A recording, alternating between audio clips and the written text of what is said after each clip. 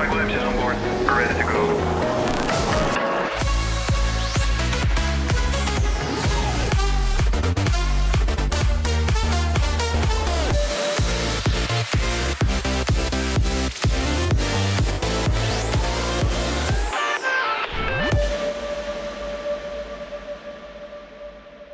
Yo, what's up? You're watching a new episode of On Tour with Mike Williams. We're gonna do it slightly different this time. We're here at Dance Fair. We're gonna do a seminar, masterclass for you guys. So hope you guys enjoy.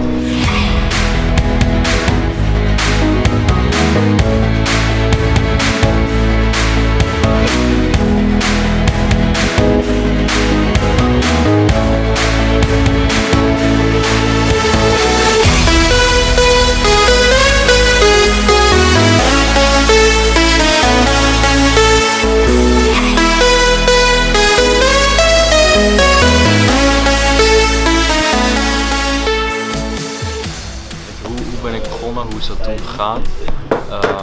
Laat ik even filmpjes zien van, weet je, ik was nog klein, ik speelde piano, maar ook een beetje struggles met op school zitten, want natuurlijk heel veel jongens hier hebben, als op school zitten, ouders willen, kom op naar de school, hè, muziek aan, het is allemaal een beetje moeilijk.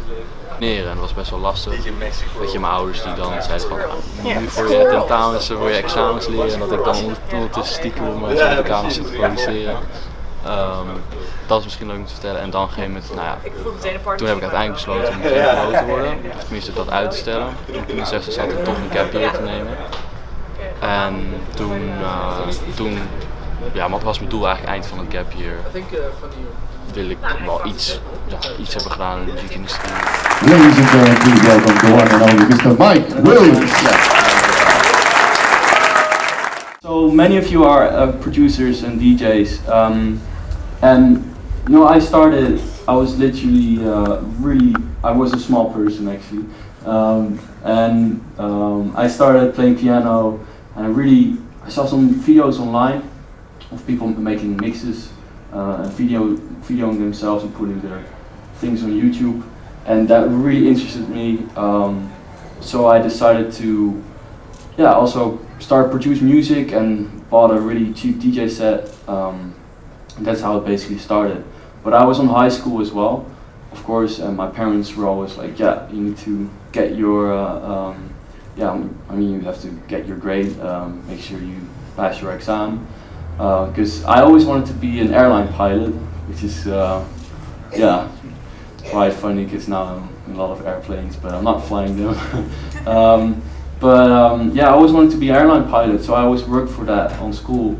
But at the same time, I really like music. So when I was in the sixth year of high school, I decided, okay, maybe it's good to just try a gap year and focus on music for 1 year. And my parents said, okay, that's good, but we want you to, of course, pass your exam. So luckily, I passed it, and I remember I was in my bedroom secretly making music 1 week before my exam, and my parents came into my room. What the fuck are you doing?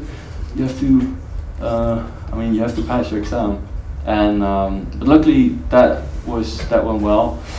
And then my goal was to do 1 year music and to maybe sign a record label deal after a year. Then after 2 months, I signed a record label deal with Spin Records. So that was crazy for me, of course.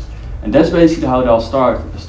I also have a video of me playing piano, and like you can see like the small clubs I started in playing, which may be funny to see.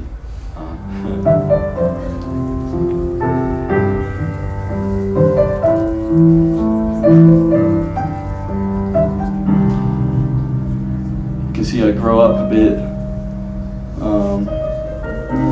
Really awkward. And then I started playing in small clubs. I was practicing for my first gig that night. I was super nervous. I told my sister that I didn't want to do it. And then she pushed me on stage. She was like, yeah, just do it. So that was here. My name was Mike W.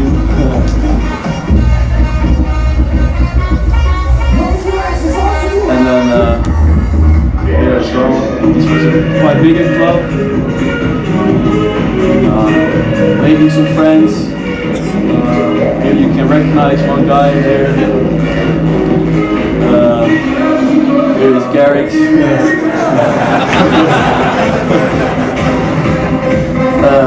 Yeah, so that's like how I started in small clubs. Can we send this to him? That would be funny.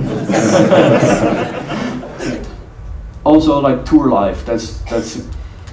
I mean, touring is quite a big thing. Of course, we all know the advantages and the disadvantages from touring, and you can see all the cool things online, on the internet, on Instagram. But there are also a lot of things going on that are like, I mean, not a lot of sleep, a lot of pressure, also pressure on releasing tracks. Because, I mean, when I release a track, I mean, I can think it's cool, and maybe management thinks it's cool, but you never know what anyone else thinks, and all the comments that people put online.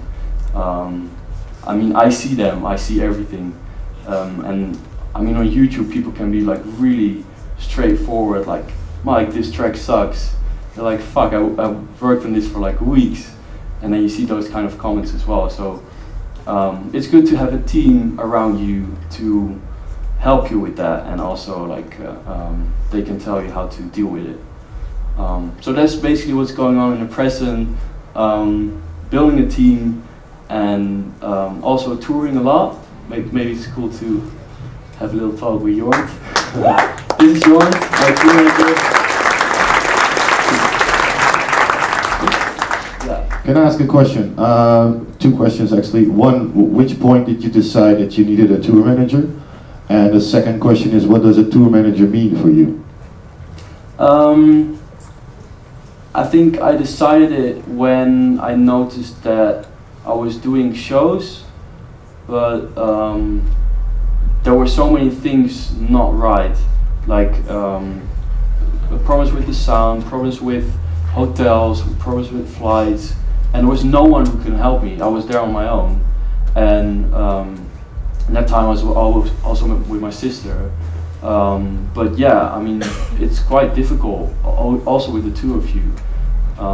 And for me, it's difficult to say no if like a promoter wants me to, I don't know, do 10 interviews, and you're super tired, you didn't have any sleep. I mean, then I have to say like, no, sorry, I can't do it. It's really good to have someone with you who can say like, okay, Mike's really tired, let's do 5 now and 5 tomorrow, or something like that. All right, that's good. And Jorn, how is it for you, and what do you do exactly for Mike when you're on tour? So basically, I try to take away all those problems Mike had before without a tour manager. Yeah. So, for example, like the flights, the hotels, the interview stuff, but also a lot of technical problems, especially in like Asia and stuff like that. It's really hard for them to like, without me, I think, without the tour manager, it's hard for them to make a good Mike Williams show. And for us, it's really important that we have a good Mike Williams show. So yeah, I make sure that everything goes fine, and that he can just be like an artist and a DJ, because that's the most important thing for him, I think. Okay, and is it also important to share the experience with a good friend or with a tour manager, that you're not alone all the time? Because we know in the scene a lot of people can be lonely. It sounds stupid, but we know that it's possible. Is it also like you share the experience with somebody? Yeah, definitely. Because Jorn and I are like friends from Like 8 or 10 years Yeah. already, like way back. which is good, because for me it feels like I'm sharing all those really cool moments, but also the sad moments and the lonely moments with him, and I think that's really good. I know there are some DJs touring alone, and that's a bit of a problem. Like, when do you need a tour manager? And you really have to decide that for yourself, because it costs money. You have to pay for it, of course.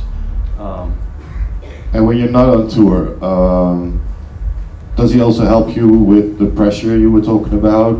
Is there also a function for him when you're not on tour, or is it just when you're on tour? Yeah, definitely, because a tour manager is not only a person who helps you on tour, it's also someone who I can, talk to when I'm at home, when you're at home, or when we're preparing for a next tour. But I also send him music. When I have a new track, I send it to you. It's more like someone you can talk to about also personal problems and personal things. But this was it for today for Spinning Records. I want to thank everybody for coming. Thank you so much. Yes, we're Johnny Hopkins. And this thing is Mike Williams. Think we give us MC. We're about to get down, get down, get down.